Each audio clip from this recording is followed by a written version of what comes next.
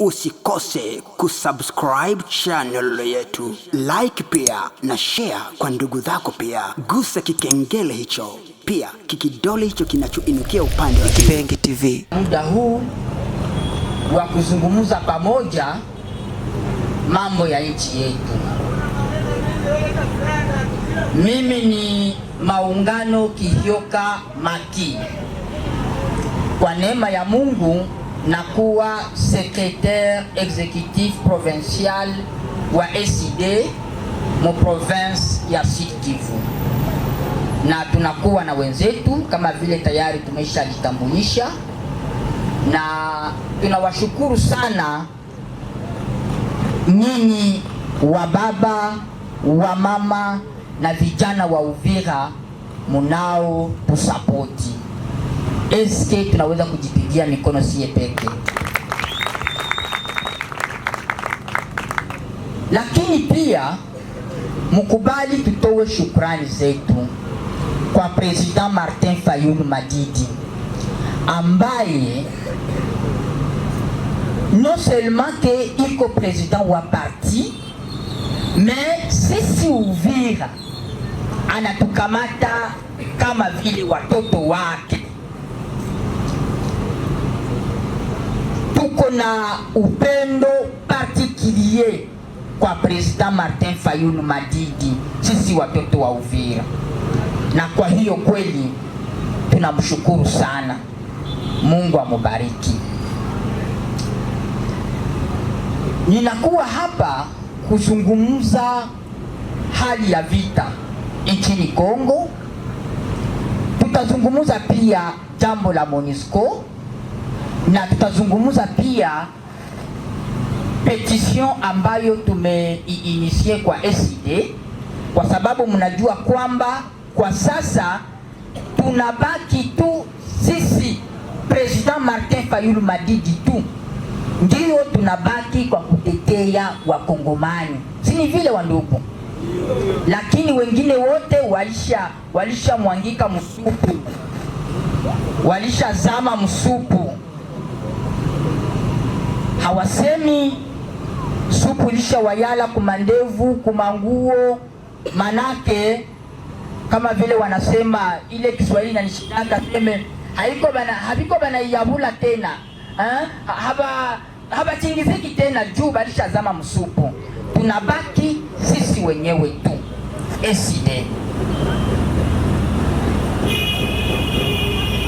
Kwa sasa si tunajua kama nchi yetu iko mvita, si tunajua vile ile hayako mambo mapya. Province ya Sud Kivu leo watu wanalia zaidi, territoire ya Uvira, Fizi, Mwenga. Mu province ya Tanganyika watu wanalia. Mu province ya Nord Kivu na Ituri kule ndo usiseme.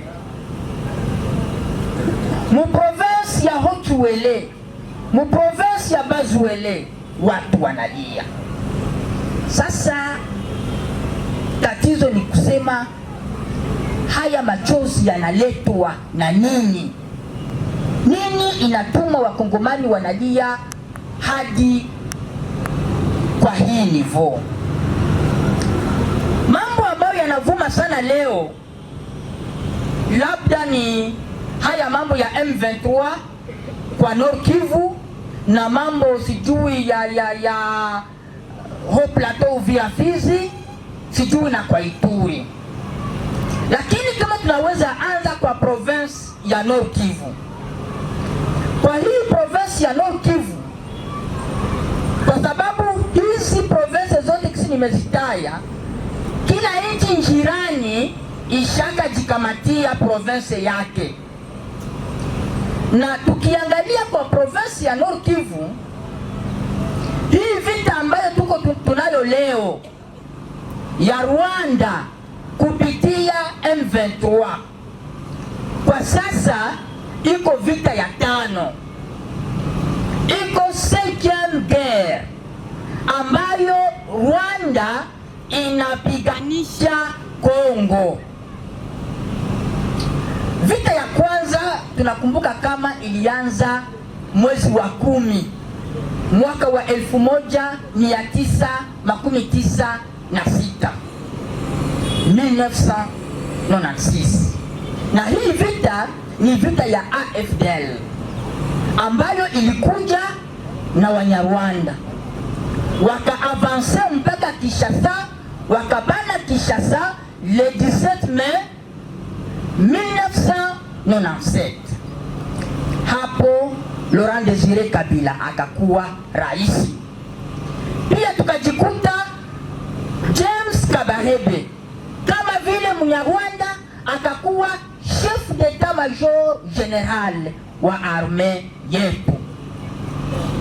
Wakati president Laurent Désiré Kabila alijikuta ya kwamba jeshi la Kongo, nchi ya Kongo tayari imeshadhibitiwa na Uganda na Rwanda, akaamua kufukuza wale Wanyarwanda na Waganda wenyewe walikuwa muarme. Akasema kwamba jameni, vita imeshaisha, sasa tayari munaweza kurudi kwenu, kwa sababu waliona kwamba kunakuwa mali nchini Kongo. Wakafanya opposition, wakakataa kwamba hawatarudia, na walipokataa kwamba hawatarudia wakakreye deuxième guerre. Ile deuxième guerre ikaanza le 2 août mwaka wa 1998. Kwa hiyo Rwanda na Uganda wakakreye marebelio, wakakreye RCD Goma, wakakreye RCD Kaimel, wakakreye sijui MLC, wakakreye ingine RCD tulikuwa tunaita RCDN. Zile marebelio ambazo Rwanda na Uganda walizikreye kwa kudestabilize nchi yetu zikaendelea mpaka wakati Laurent Désiré Kabila alikuwa assassiné.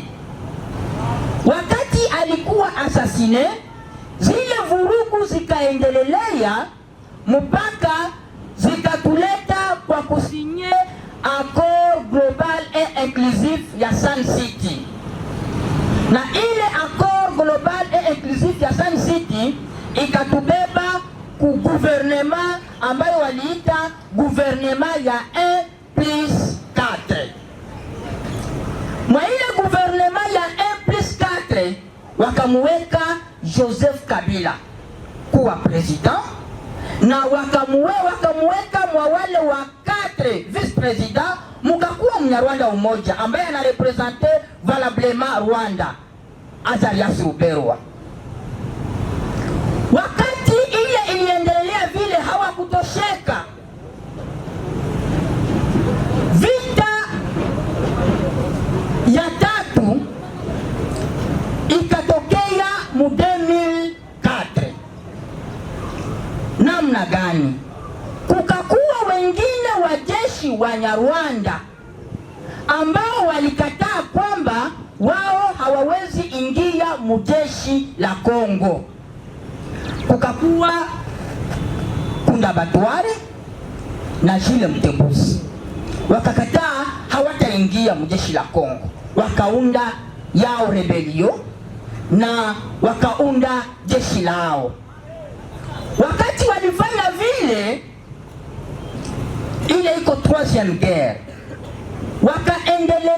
wakaendelea mpaka wakafikia wakati ya kusinye zingine maakor. Pale ni Joseph Kabila ndio iko president.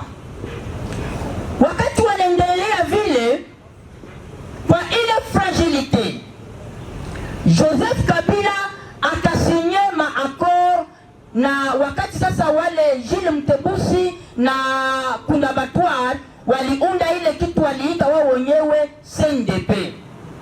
Wakati waliunda ile CNDP, wakaendelea wakakubaliana kwamba wataingiza jeshi lao ndani ya jeshi la Kongo, wakaingiza 7221 elements za CNDP, yani 7221 ambazo ni elements za CNDP wakaingizwa ndani ya FARDC.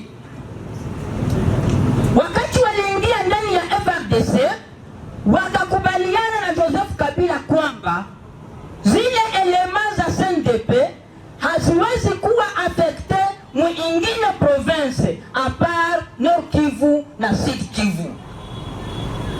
Wakawa affecte seulement mu Nord Kivu na Sud Kivu, kwa sababu wako wanjanja sana.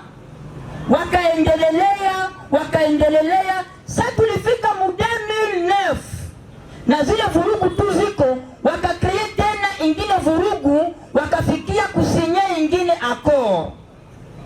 Na ile ingine accord wakakubaliana na Joseph Kabila kuingiza tena 6362 elements mu FARDC. Wakaingiza 1885 elements mu police nationale ya Kongo. Tena wakakubaliana kwamba zile elements haziwezi tena kwenda en dehors ya province ya Nord Kivu na Sud Kivu.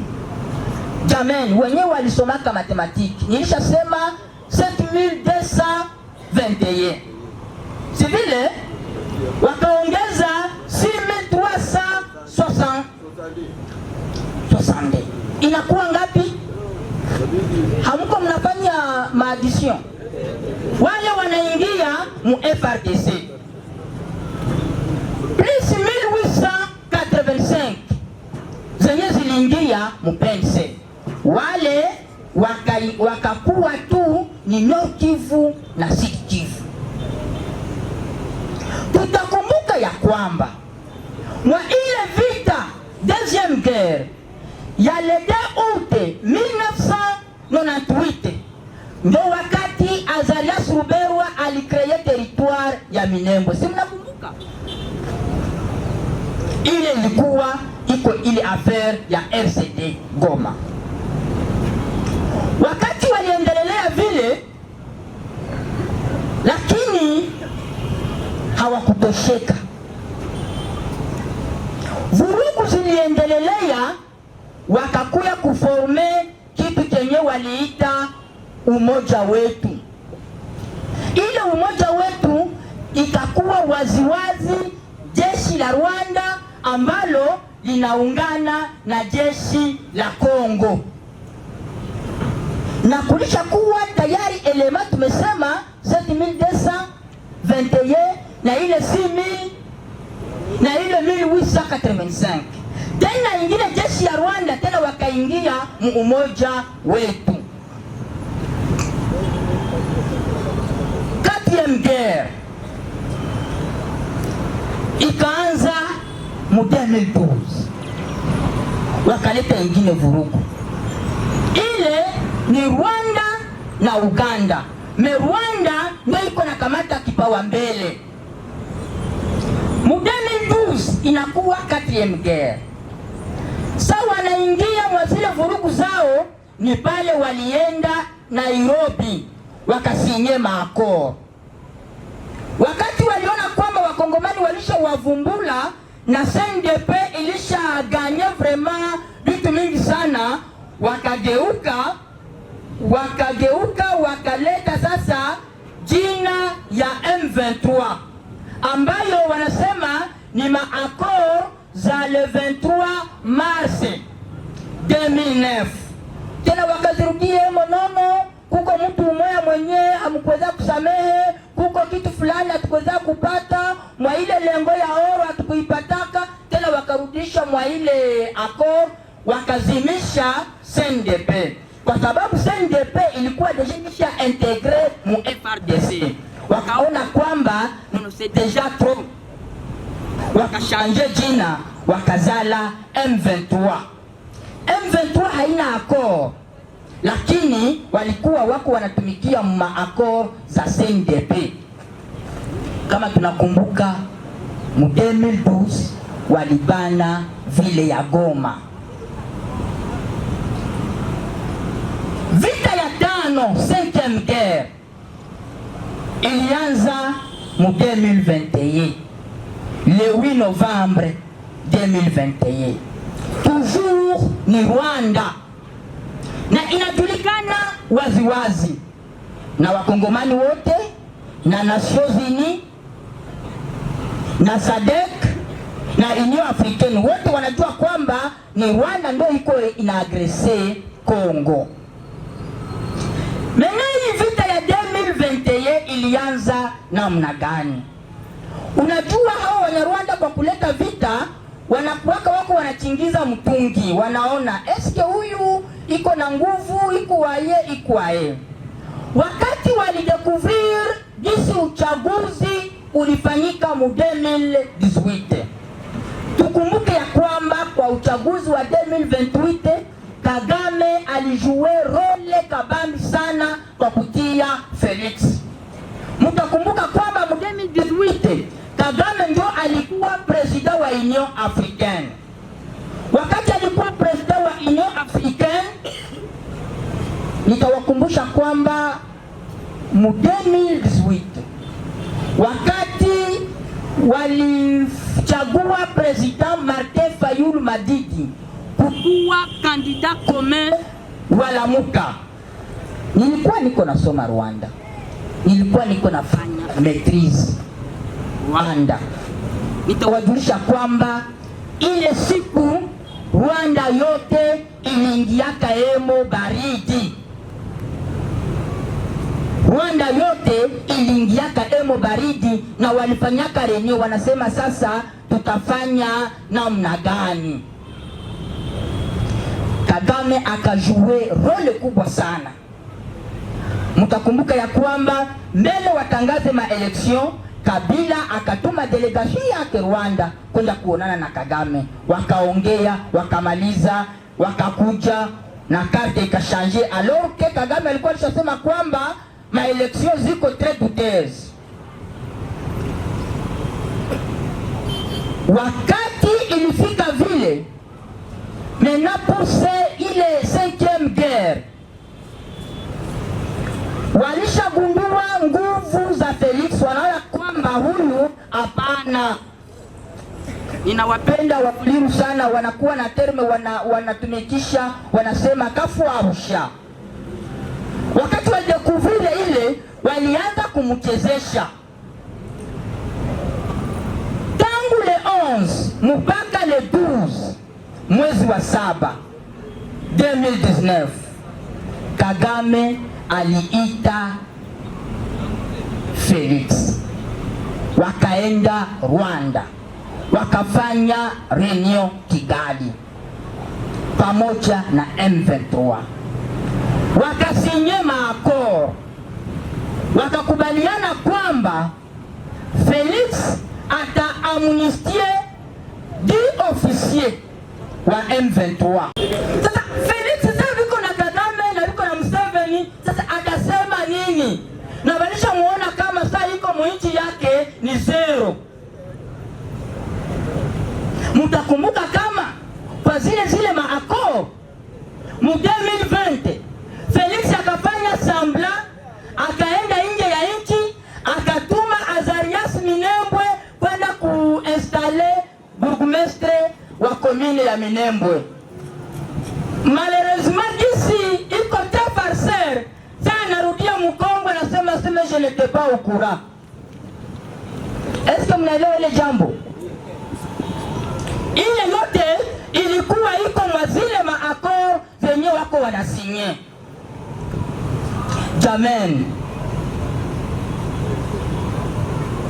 Sasa ile mambo inaendelea vile, manegosiasio zinaanza.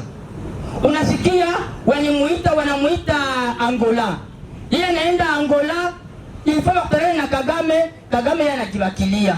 Anasema tutafanya par video conference, mimi siwezi kuya kule. Sasa mwanaume anafika, jasho inamtoka. wanamwambia il faut négocier na mwenzako.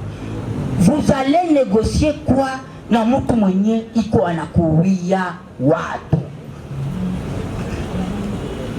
Hapa dernièrement il faut négocier. Wanaenda Uganda, au lieu atumane ministre wa affaires étrangères au ministre wa intérieur, wakatumana Alexis Gisaro mwenye tunajua sisi sote kama ni Mnyarwanda, ni ministre wa infrastructure, ndio wanatumana mumambo ya negotiation ya vita ya Rwanda mwinchi ya Kongo. Eske nawaambia kitu fulani? Eske nawaambia kitu fulani? Tutamsashake yeye Gisaro mwenyewe buki apate ministeri. Alitoka wapi? Alitoka mu FRF. Na FRF ni nini? Ni muungano wa Gumino, Twigwaneho na Android. Wandugu, ndani ya nyoka zote na Ludekere, Kihoma, sijui nini, nyoka ni nyoka, na kila nyoka iko na sumu. Kama haukuwahi bakutoa ile sumu, hata ikuwe nyoka ndogo utakufa. Eske mnanielewa? Hakuna nyoka ya mzuri na hakuna nyoka ya mubaya. Hata mkisoma Biblia, Mungu mwenyewe aliandika, wewe mwanadamu, kama wewe ndio unaona nyoka wa kwanza, uifanye nini? Uwie wapi? Kukichwa. Hapana kumkia. Juu ukipiga kumkia itageuka hivi inakuuma. Eske mu Biblia bali Mungu alisepare aina ya nyoka? Alisema na Ludekere? Alisema nyoka.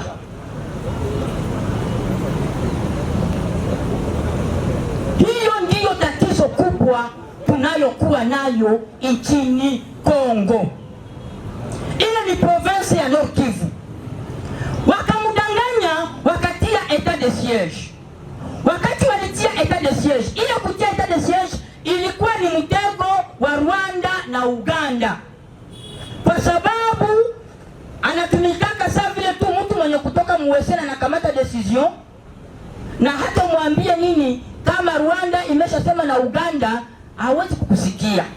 Wakakamata wakatia etat de siège mu province ya Nord Kivu na province ya Ituri. Sasa mnajua ile etat de siège, wafanya sheria wenye walisomea sheria wenye wako hapa wanajua etat de siège maana yake nini. Mu etat de siège ni kusema hata pusi isilete vurugu, hata panya isilete vurugu. Lakini ni muile wakati ya etat de siège ndo kwenye sasa Wakongomani walikufa kuzidi miaka ingine. Mu 2019 kulikufaka 1070 personnes mu province ya Nord Kivu na Ituri. Mu 2020 kukakufa 1500 personnes. Mais wakati walitia etat de siège tangu le 3 mai tarehe 3 mwezi wa 5 2021 mpaka male 3 avril, sisi kwa Lamuka, sisi kwa SD inatumika na Honorable Jean-Baptiste Kasekwa. Je pense mnamjua. Ule ni mkongomani ambaye anatetea nchi yetu ya Kongo.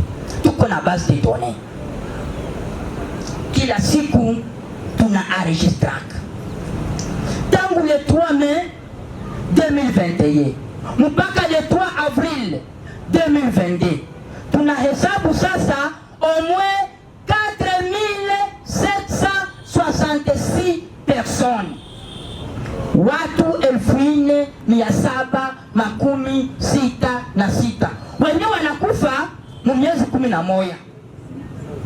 Alors que mu mwaka moja tumesema kulikuwa kunakufa 1070 na 1500.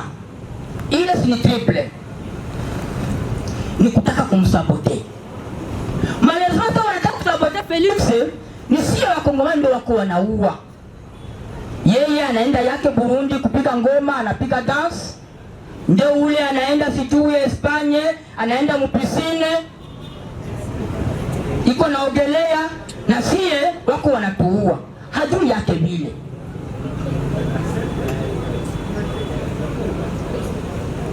Huku muprovinsi ya Sud Kivu, Uvira, Fizi, Mwenga, tangu mwezi wa pili 2020 hadi mwezi wa pili 2022, karibuni miezi 24, 25, tayari kumesha kufa watu 2158.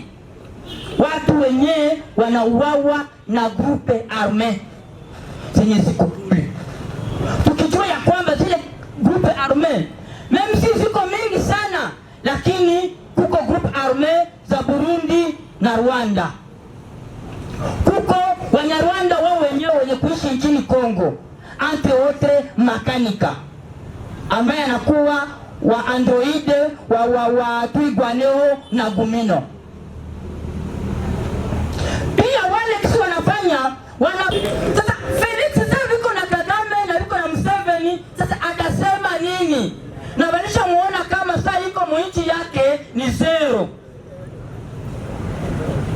Mutakumbuka kama kwa zile maako mu 2020 Felix akafanya sambla, akaenda nje ya nchi, akatuma Azarias Minembwe kwenda kuinstale burgomestre wa commune ya Minembwe. Malheureusement ici iko te farceur, sana narudia Mkongo nasema je n'étais pas au courant. Est-ce que mnaelewa ile jambo? Ile yote ilikuwa iko mwa zile maakor zenye wako wanasinye. Jamen. Sasa ile mambo inaendelea vile, manegosiasyon zinaanza. Unasikia wanamuita Angola. Yeye anaenda Angola, ilifaa kutana na Kagame, Kagame yeye anajiwakilia. Anasema tutafanya pale video conference, mimi siwezi kuya kule. Sasa mwanaume anafika, jasho inamtoka. Wanamwambia il faut négocier na mwenzako. Vous allez négocier quoi na mtu mwenye iko anakuwia watu?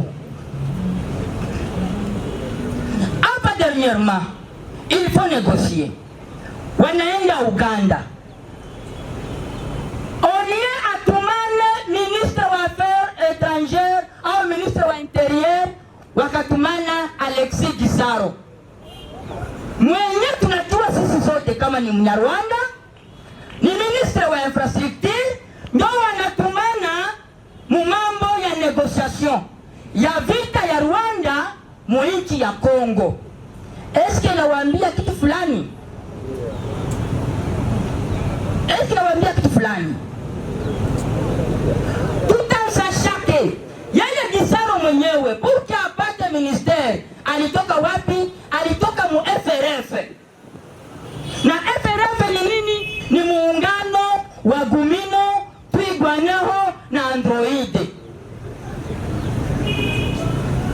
Wandugu, ndani ya nyoka zote na Ludekere, Kihoma, sijui nini, nyoka ni nyoka, na kila nyoka iko na sumu. Kama haukuwahi bakutoa ile sumu, hata ikuwe nyoka ndogo utakufa. Eske mnanielewa? Hakuna nyoka ya mzuri na hakuna nyoka ya mubaya. Hata mkisoma Biblia, Mungu mwenyewe aliandika, wewe mwanadamu, kama wewe ndio unaona nyoka wa kwanza, uifanye nini? Uiwie wapi? Kukichwa. Hapana kumkia. Ndio ukipiga kumkia itageuka hivi inakuuma. Eske mu Biblia bali Mungu alisepare aina ya nyoka? Alisema na Ludekere? Alisema nyoka.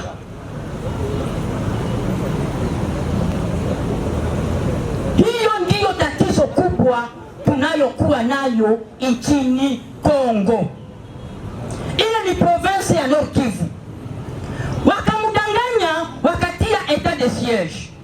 Wakati walitia etat de siege, ile kutia etat de siege ilikuwa ni mtego wa Rwanda na Uganda, kwa sababu anatumikaka saa vile tu mtu mwenye kutoka muwesena na kamata decision, na hata mwambie nini kama Rwanda imeshasema na Uganda hawezi kukusikia.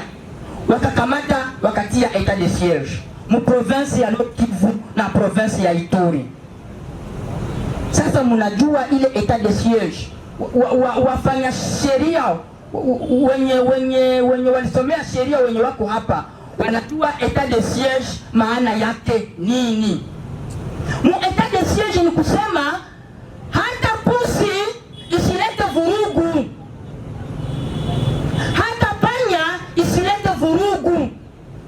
Lakini ni muile wakati ya etat de siege ndo kwenye sasa wakongomani walikufa kuzidi miaka ingine.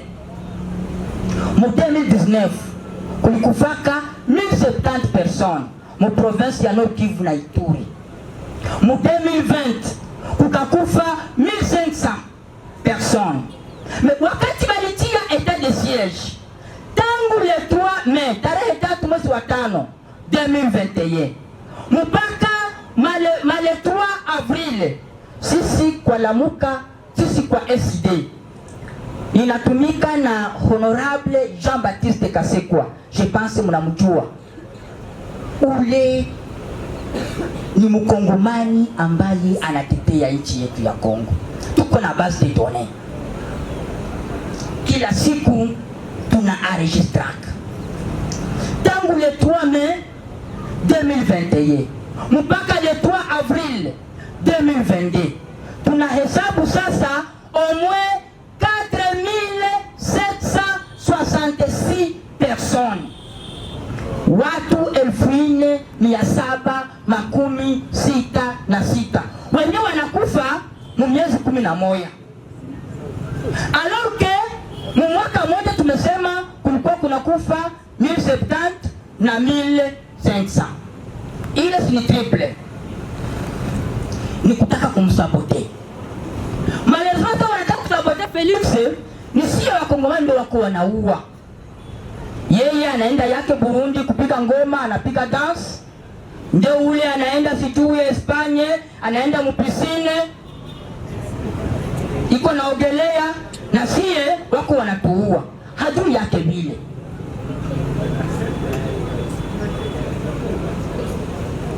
Huku mu province ya Sud Kivu, Uvira, Fizi, Mwenga, tangu mwezi wa pili 2020 hadi mwezi wa pili 2022, karibuni miezi 24 25, tayari kumesha kufa watu 2158. Watu wenye wanauawa na grupe arme zenye ziko kule. Tukijua ya kwamba zile grupe arme meme si ziko mingi sana, lakini kuko grupe arme za Burundi na Rwanda. Kuko Wanyarwanda wao wenyewe wenye kuishi nchini Kongo, entre autres makanika ambaye anakuwa wa Android wa Twigwaneo na Gumino. Pia wale kisi wanafabrike wa maimai wenye tunaita wa maimai incivite, kusudi wachafule wa maimai patriote wenye kutetea mungini. Jamen, mimi nitawaambia kwamba niko Mkongomani. Nitawajulisha kwamba wa maimai wote hawako wabaya. Kuko wa maimai wenye walijitolea juu ya kulinda nchi yetu ya Kongo. Na kule sasa kuko wengine wa incivite wenyewe wanatumikishiwa na Rwanda na Burundi ili kuchafua sasa jina la wapatriote. Etika mnanifuata vizuri? Ni kusudi sasa Wanyarwanda waseme, si mnaona sasa ni wale wa maimai ndio wako wanaua. Lakini wa maimai Maimai halisi hawezi fanya desordre, kwa sababu ni mwenye kupenda nchi. Sawa, wanafanya ile complicité vile juu ya kutaka kuonyesha image mbaya ya wengine, alo watu wanakufa vile. Mu province ya Ituri tunajua wakodeko wako kule. Nilisema mu province leo ya Hotuwele tunakuwa Wambororo wako kule. Zile province zote watu wako wanalia, ni machozi iko nadililika kila siku. Sasa tutafanya nini? Kukakuwa jambo hili la MONUSCO. Jambo hili la MONUSCO tunajua ya kwamba sasa ni karibuni miaka 22 au zaidi MONUSCO iko nchini Kongo. Ilianza kwanza kuwa MONUC. MONUC ilikuwa tuna mission ya observation, yani ni kuangalia, wanatoa ripoti. Wakati waliona kwamba nono wakongomani wanakufa sana, wakashanja mission yao mwa ile observation, wakaongeza nini? Wakaongeza stabilisation. Ni kusema watakuwa wanaangalia mezosi il faut warejeshe amani mwa ile eneo kote kwenye wako. Lakini sasa malheureusement ikaonekana kwamba wakongomani wanapoteza espoir kwao. Kote kwenye kuko MONUSCO kukaonekana proliferation. Kwa Swahili tunaweza sema nini? Ni kusema mamilisi zikaongezeka kukuwa mingi. Wakati tunataka hata president lepeke, tunamwambia president, hapa kuko question hivi na hivi na hivi na hivi. President atuambia sisi tunaenda, msimamo wetu ni hivi. Sasa ndio mtaona Espoir Kalolo sana fika kule messager Kuvira FM Kurukula sijui wapi, mwanaume iko nasema na nguvu zote. Juu mwenye maneno, muko maneno ya maungano Kihyoka, muko maneno ya mahuno Kamba za Paul, muko maneno ya Baby, muko maneno ya wengine. Sasa na muko maneno ya president. Mwenye iko na president Fayulu, wewe utamfanyia aje? Wewe utamfanyia aje? Mwana ikala. Ni kusema porte parole hawezi na muka tu anaenda sema vitu yenye hawakumwambia. Ni msemaji anaenda sema venye walimwambia. Sasa unasikia sema nono balifukuza porte parole wa MONUSCO. Balifukuza porte parole wa MONUSCO. Est-ce que kufukuza porte parole wa MONUSCO ndo solution? Hamukuona hapa kwa ile procès ya 100 jours ba politiciens banafanya bulozi na banaua magistrat wa watu? Hamkuonaka? Amusikie? Est-ce mnanisikia? Simuliana ku projet ya 100 jours balifanya vya kufanya mpaka bakaua mtu. Anaitwa tena nani yule mwenye baliuaka? Yani hakukufaka pana bali muwaka. Unajua mpolitike wanaweza kukusakrifie kusudi wafikie malengo yao. Ule meme si bamurudishe, meme si ate balirudia, ni ajatu wanasozi ni hakuna kitu. Ile haiko solution, iko fragilité, iko incompétence ya gouvernement ya Kongo. Sasa tufanye namna gani kwa situation kama na ile? Nini itatuokoa wakati gouvernement iko incapable kutusaidia? Wakati MONUSCO wa watu anasema nono na vile sitaviweza, na weye uko mubusingisi na sasa inafika 0h uko una ronfle kabisa, na voisin nasikia kisu uko na ronfle. Iko haya kubwa sana. Hausikia hata haya. Tuko katika kipindi kibaya kenye ifo sasa wakongomani wakamate article 63 ya katiba yetu. Ni kusema ya kwamba MONUSCO yeye hana problemi, haiko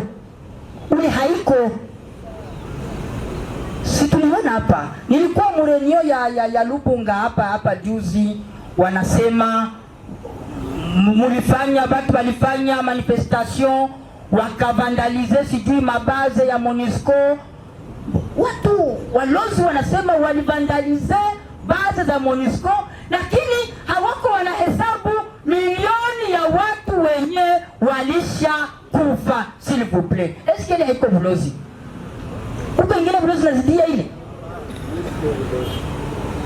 Ni kusema kwamba tuko katika kipindi kigumu. Ingine yenye iko nyuma ya hii kitu ni nini? Mnajua kwamba election za 2023 ziko tofauti na election za 2018. Election za 2018 ni Kongo ndio iliorganize ma election. Wakasema sisi hatutaki kupata hata lufranga lumoya wa kutoka mwa partenaire. Tutaorganize ma election si epeke. Sasa Felix yeye sasa aliingia sasa, anaanza panda ndege anaenda Dubai, anasema ya ndafanya Kongo sasa hii etage. Donc sasa naona etage, anasema Kongo itakuwa hivi. Sasa anatoka anaenda mu restaurant, anasema ya ndafanya Kongo itakuwa sasa vile hii restaurant. Sasa anafika Burundi anapiga ngoma, anasema ya ifo na mie Kongo bakwa banapiga ngoma hivi. Nasikia alikuwa Chad, sasa aliona défilé ya armée ya Chad, anasema vous avez une armée organisée. Na mimi niko na rêve kabisa kukuwa na armée ya hivi.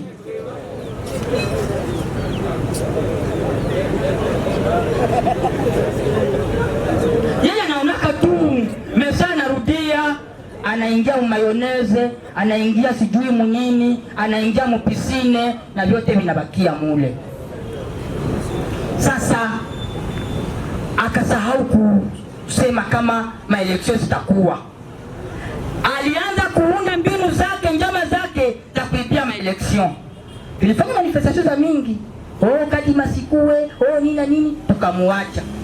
Sasa anajikuta kwamba mapiaje zote zenye alitega tunamuacha. Hana franga za kufanya maeleksio. Kisha Etats-Unis nasema, Nations nasema, bwana, siye tutakupatia franga za kufanya maeleksio. Tena baba wanakuya wanipatia franga za kufanya maeleksio. C'est-à-dire wakishanipatia franga, bataangalia sasa jinsi eleksio itapitika. Donc il faut aone kisha taba contrecarrer pour que aone jinsi ya kuibia maeleksio. Amen. Sisi kwa SID tunasema hivi. Même dans la poche de l'ignorant, on n'y introduit pas la main des fois. Est-ce que mnanisikia? Hata mfuko ya kiduru hauwezi ingiza mkono yako mara pili.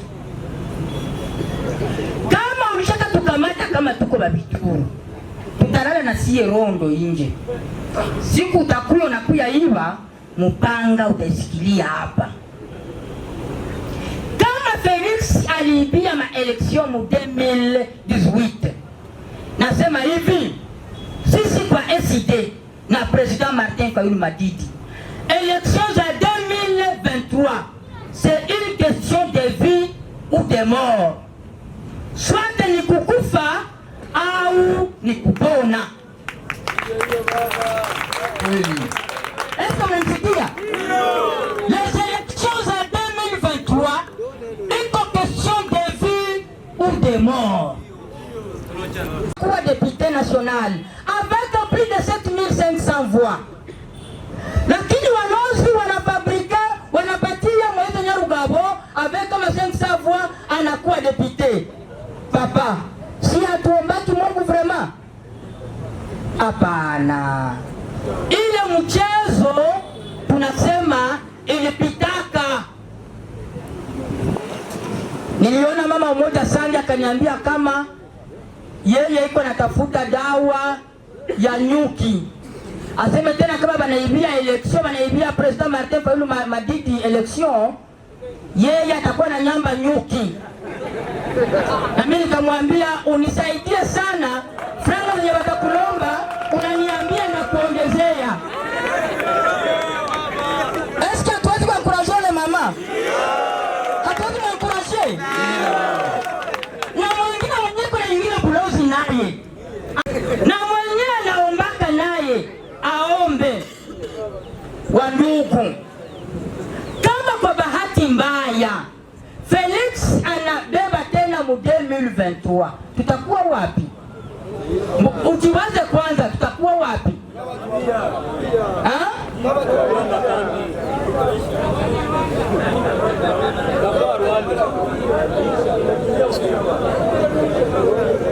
Ni kusema ya kwamba sisi peke ndio tunabashwa kujiokoa. Tusingoye kama kuko mtu mwenye atatuokoa, ni sisi wenyewe.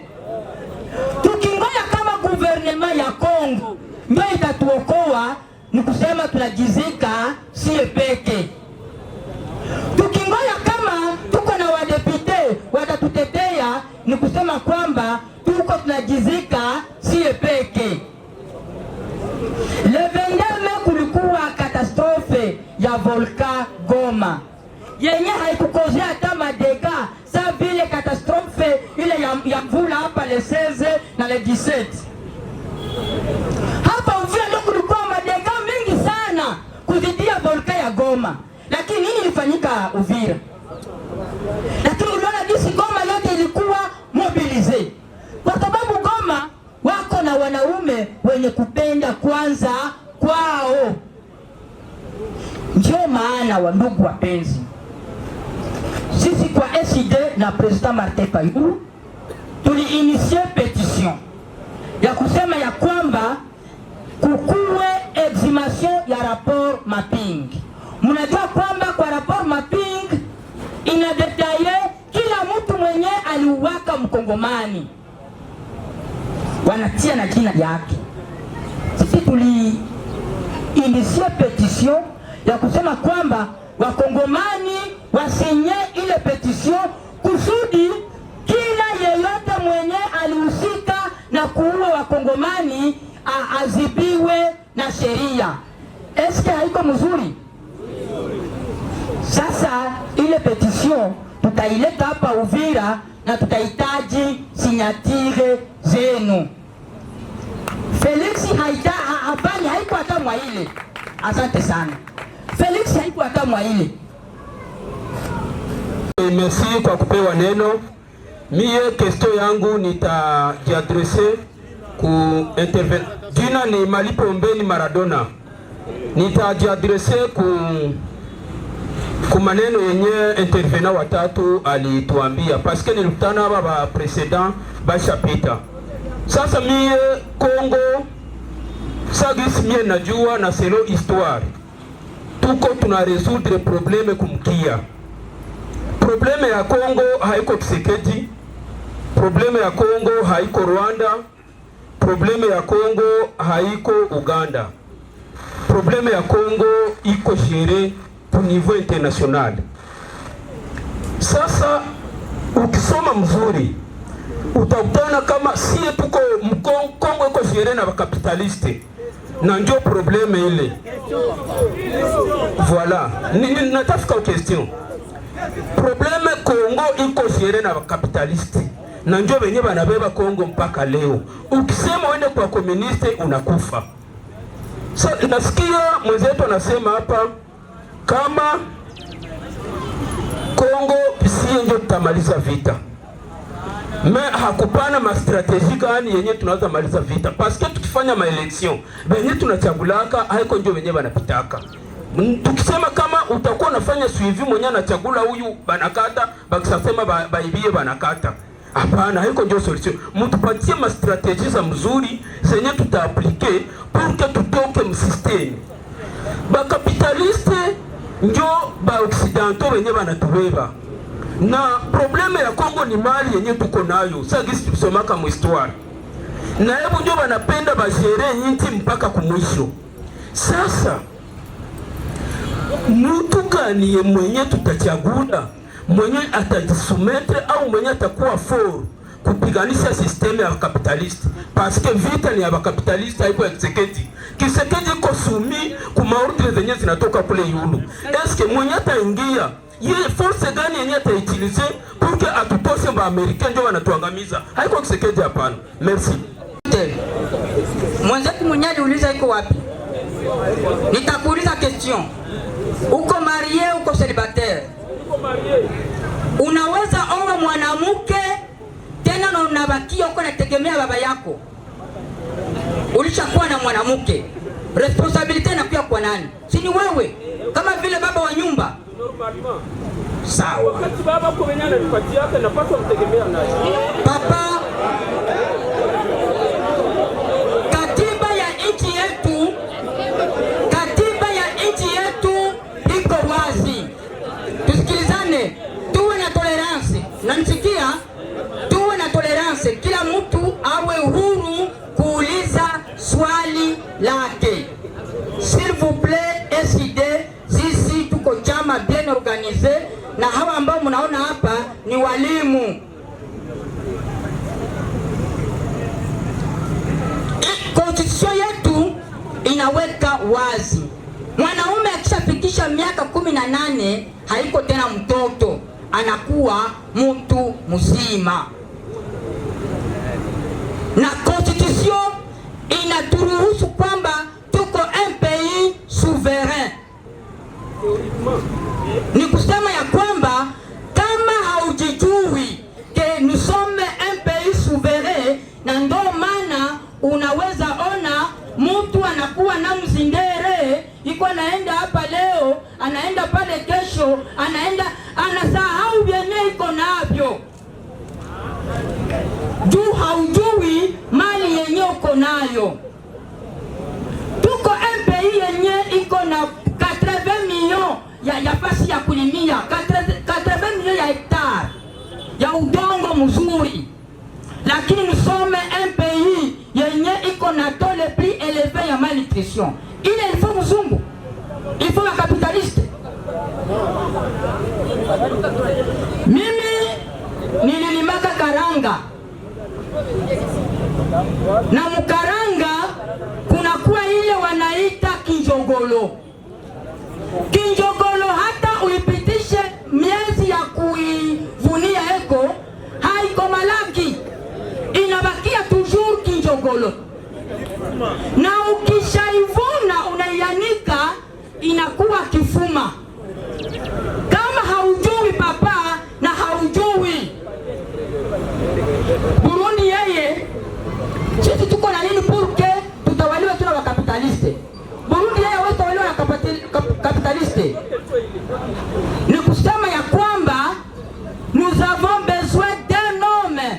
Tuko na besoin ya mtu mwanaume kukichwa ya nchi, na hii yote itaisha. Mwanaume mwenye iko capable kusema hapana, mwanaume mwenye iko capable kutumikia nchi yake. Hakuna question ya wakapitaliste, iko question ya utawala.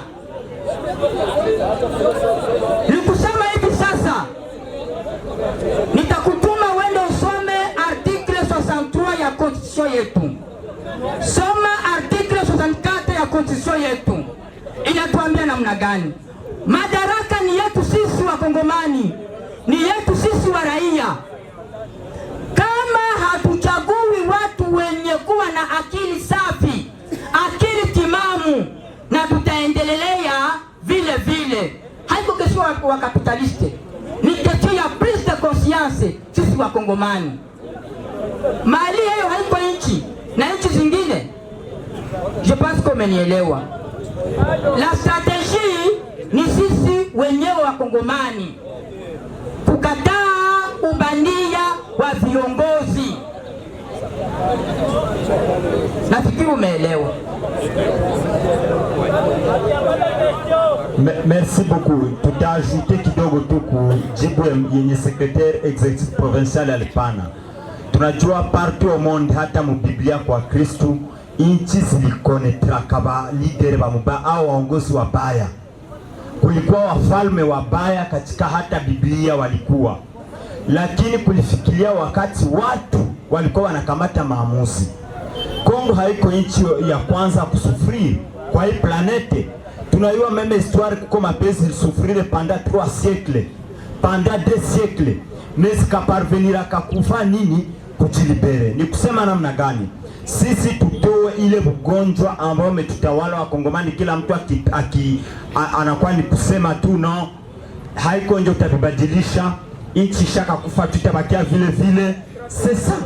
Alors stratégie ni kuprendre, hakuna ingine kama sio kuprendre conscience. Prendre conscience kama tunasufrire, kama vitu haviendeki, tunaacha fanatisme devant ba politicien. Kama vitu haviendeki, tu applique article 64-63 yenye tunajua na turuhusu na tuprotéger wakati mtu anaconfisquer pouvoir pendant qu'il afanye kitu. C'est tout. Moi je pense que ni sisi kukamata maamuzi, peuple njote ajilibere. Il ne faut pas attendre. C'est un peu ça. Donc moi je pense qu'on a élevé ndugu. Jambo wa ndugu. Bon, mie ningisema kidogo kisha ndapoze question. Naitwa kwa jina la Libaku Kamale Lik. Bon, mie niko ititia INDT. Bon, mie nitasema hivi. Sai inchi iko mdanger. Bunagana, ça fait 2 mois, groupe armé et Baribel Ben23 bako pale. Na depuis tunafata radio atuasikia wanasema kama gouvernement force armée yetu iliatake. Mais tunasikia tu sa groupe sa M23 ina avancer ndio force armée yetu ina repousser. Mais pale Bunagana groupe force armée yetu haikuwa kinaenda atake. Sasa ile iko question ni ulisoulevea kusema kama groupe M23 iko Mkongo juu ya mako atukatari, na ukasema tena kama ba député wetu bako corrompi na ile mavekile ya $50,000 sauf 4 députés ba SED benye balikatala SID benye balikatala ile mavekile. Question yangu ni hivi, bale ba député parce que bengine bote bako corrompi na ulisema kama gouvernement iko incompétent, ile iko inaonekana. Sasa bale ba député ba ine benye bako convaincu basha initier question orale ku ministère ya défense expliquer les phénomènes marangapi. Asante sana ndugu yangu, nashukuru sana kwa ile kesho yako. Asante kwa ile mwangaza ambao umeupana, na nitaongezea kusema kwamba ile frontiere ya Bunagana inaingizaka kwa mwezi $5 millions, ndio inaingizaka kwa mwezi, na hivi inakuwa 2 mois, donc ni $10 millions. Na kuleo tangu Jumajana wa M23 walisha change kazi, hivi wako wanachimba oro mu groupement ya Jomba, ndio inakuwa kazi yao na wanajua ile yote. Nitakujibu ya kwamba tuko na honorable Jean-Baptiste Kasekwa. Kama ulisikia hizi madone zenye nimepresente zote, ni yeye mwenye anazikolekte, na wakati mwingine tunakuwa tuko naye kwa sababu ninatembea naye. Ile seul député leo wa Nord Kivu mwenye iko na initie zile mapetition, lakini kama vile unajua disi gouvernement yetu wako complice, alisha initie question mara 3 kwa ministre wa intérieur. lakini wadepite wako wanachukua pesa na Mbosso anakatala kufaire valider. Na juma jana nitakujulisha kwamba kulikuwa fujo. Tulisema kwamba cette fois-ci kama ile question orale, ile question haipite, tutaenda lala ku parlement. C'est le seul député mwenye iko nafanya ile ni honorable Jean-Baptiste Muhindo Kasekwa. Wenye wanafuataka maradio, je pense que wanamjua. Asante. Jambo mkutano. Kwa jina naitwa Omar Ismail Pascal. Nilisikia grand frère aligusia Bamaimai. Bamaimai kweli bao na chituma, lakini kinabaangusha ni nini? Bakiingia mshamba la pambana, unasikia wanatuma FRDC ipige Maimai. Eski Maimai itapata tena nguvu pale? Kesi yangu ya pili nauliza, nilisikia wanasema grand frère alisema President Felix Tshisekedi Tshilombo. Kwa kweli ni president wa Kongo, lakini ukiangalia akifika kule kungazi za juu hana hata kesi ya kusema, anakuwa sawa vile bubu. Basi sina kingi ya kusema, sema ile kesi. Asante sana. Majegeza. Niko na neno nitasema kwanza avant nitapoze question. Niko natafuta kuambia ndugu yetu wa Kongomani, muko na mawazo mbaya sana. Juu ya nini? Muko peple muto na njoo kila mara batakuwa natuonea. Hakuna reaction tunafanya contre gouvernement. Huyu mweniko nasema sema bazungu ndio wanatumana nchi yetu haiko sawa. Bongo. Afrique du Sud ndio mfano. Afrique du Sud bazungu walikuwa wanatawala, walikuwa na kila kitu. Mais population kaona na sufrir. Noa bali pambana hadi wakafukuza ule mzungu. Leo habana pouvoir. Sasa kwa nini utasema bongo ni mzungu? Mkishindwa mnasemea mzungu bongo. Mzungu atakataza usijenge nyumba. Mzungu atakataza usipokeze mtumishi. Mzungu atakataza usijenge barabara. Ile mimi nakatala bongo. Na kitu kingine nilipenda kuuliza benzetu hapa. Mwe parti politique kazi yenu ni nini? Mwe mko maparti politique munaonekanaka kuma election tu. Kwanza kazi yenu ya kwanza ni hii. Mko mnasensibilize population, mubaoneshe sheria ya nchi jinsi inatembea. Ndio kazi ya parti politique ya kwanza. Lakini ile kazi hamuifanyaki. Mnachungaga kuma election ndio mnaanza kuya fulani. Hapana. Parti politique inapaswa kuwa inaelimisha watu bayue sheria za nchi yabo. Ndio kazi yenu, mko natufundisha, mfundishe watu. Juu bakongomani ba mingi bangaliki banalala usingizi, hawajui jinsi nchi iko naendelea. Hawajui. Mimi natafuta kuuliza sasa ile election ya 2018. Tulivote Martin Fayulu a 80%. Na mtoto anayua ile kama Martin Fayulu alipitana. Sasa mukabakia kimya, hakuna reaction hata moja yenye mpitikana. Sasa hii election ya 2023 muturasire nini tutafanya maraba turevandike ile pouvoir yetu yenye sie peuple tutashauri. Ndio kesho yangu ya kwanza hii. Na ingine nauliza muko nafanya nini kukutaniwa na prepare population ile evenement ikifike bashimame barevandike ile droit yabo. Ninamalizia pale. Asante. Sasa parti politique c'est un regroupement de personnes, ni muungano wa watu wanajiweka pamoja mwaena objectif ya kuconquérir pouvoir na kuiexercer le plus longtemps possible. Ile ni definition ya parti politique. Ukauliza sasa mwa mnachungaka wakati ya maelection njo mnakuya, juu ya nini amuwafanyaki mavitu sawa vile vya hivi depuis zamani. Ningetaka kukuambia hivi, SID ni parti politiki tofauti na zingine. Zingine parti politiki zenye unayua bako na franga, bako na kila kitu, biro tu abakuwaki walishaka disparate. Bongo ni kweli? Nikupatie example, biro tu haikuwaki tena ika disparate.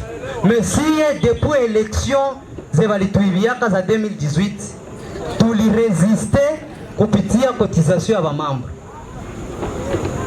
Mimi ninaweza furahia kesho nikuone mwaisidi. Usitulaumu tu sie ke tuko tunafanya nini wakati wewe uko nje unatuacha sie. Tukikuya kwako tukwambie tupatie 500 francs tutauza karibira juu tufanye activite kama hii, utatuambia hapana sina franga. Tukamata example ya hii activite, ni activite likute $200 tulitia chini pour que activite kama hii ifanyike.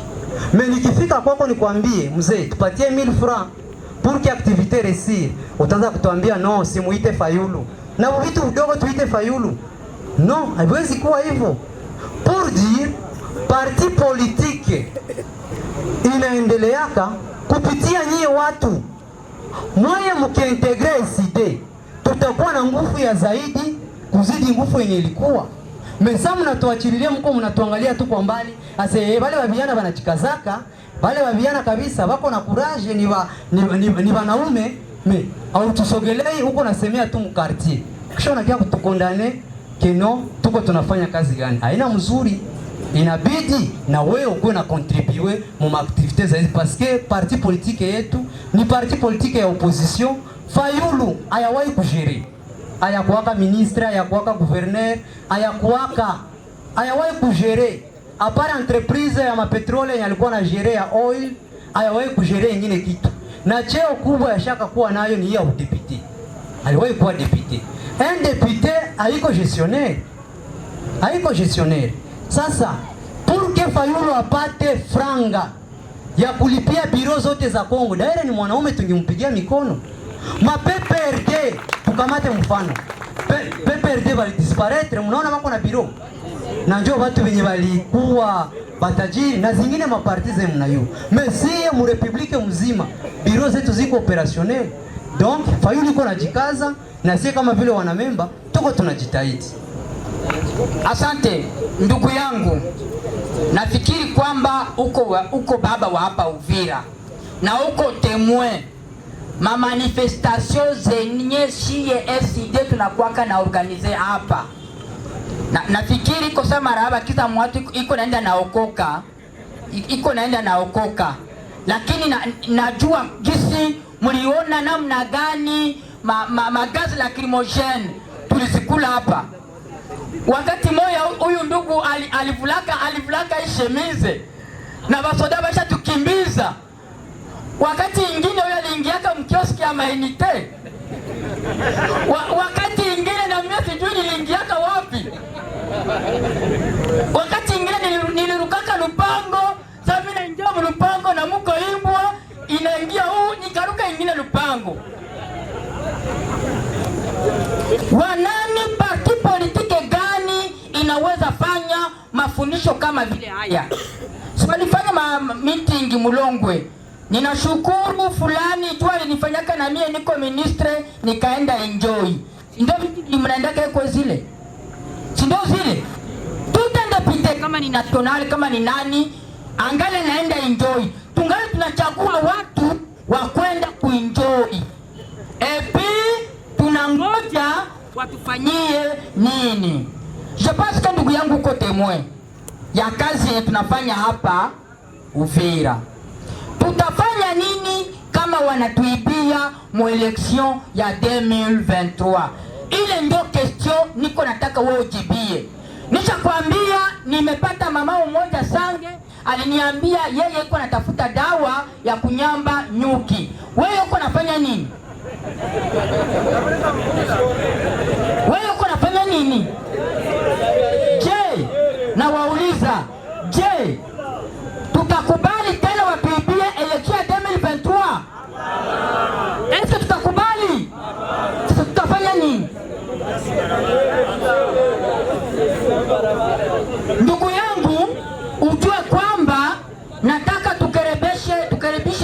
election.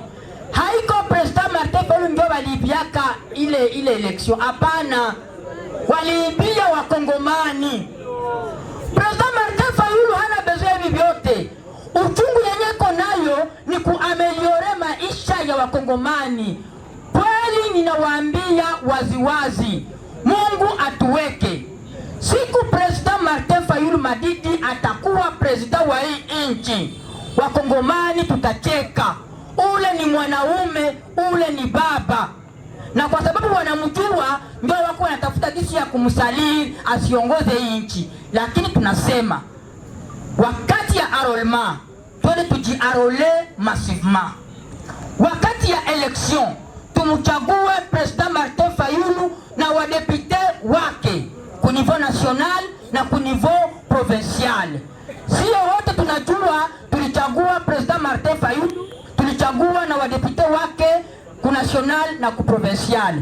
Kisha sasa shetani akoroge Felix aseme tena amechia watu wake watamutaya tena na hakupita.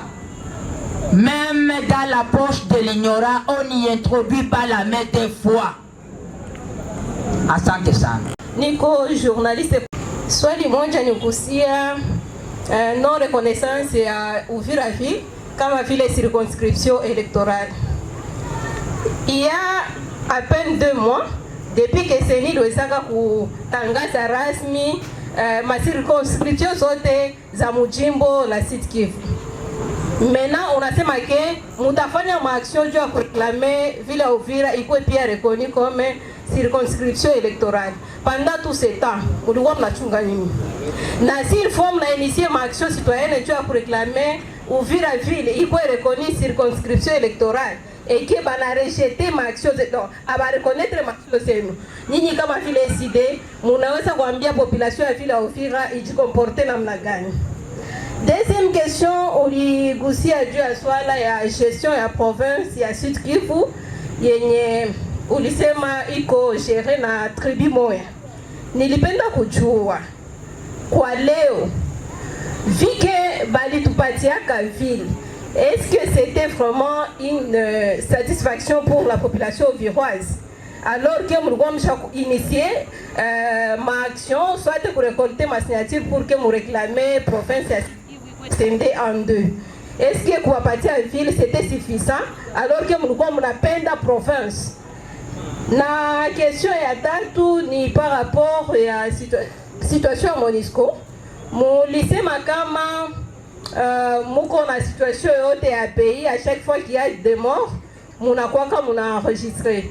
Selon mon attendement, c'est que muko au courant sur ce qui se passe mon inchi et spécialement mon est na partie sud-sud de la province de Sud Kivu.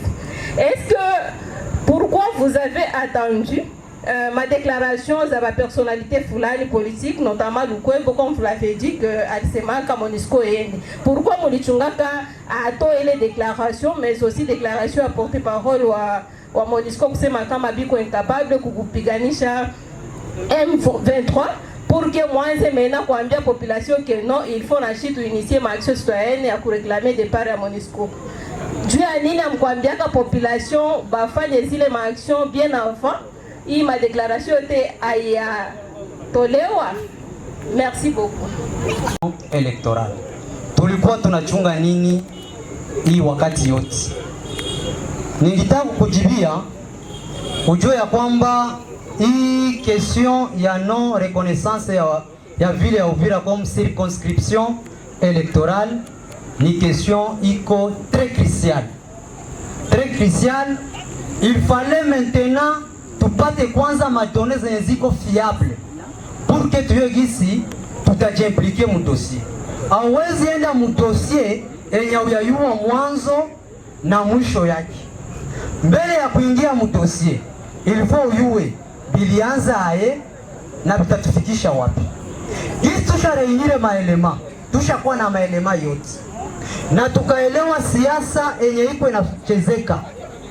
Deja hii question ya non reconnaissance ya ville d'Uvira comme circonscription électorale itapata sasa suluhisho kupitia SID na kurasire presio zitaanza na suluhisho itapatikana.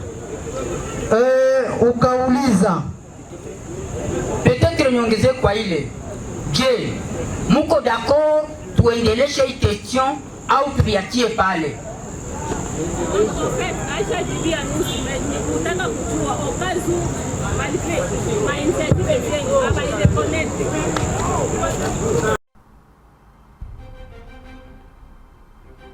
Itapita au itavunja. Kama unahitaji kununua biashara China, mashini za kulima kubwa kubwa au mashini ndogo za kulima ambazo zinafanya kazi kubwa. Ukihitaji mashini ya kumwagia maji mashamba, tunawakaribisha nyinyi wote katika www.nitunda.com. Tutafurahi sana kuhudumia. Usikose kusubscribe channel yetu, like pia na share kwa ndugu zako pia. Gusa kikengele hicho, pia kikidole hicho kinachoinukia upande wa Kipengi TV.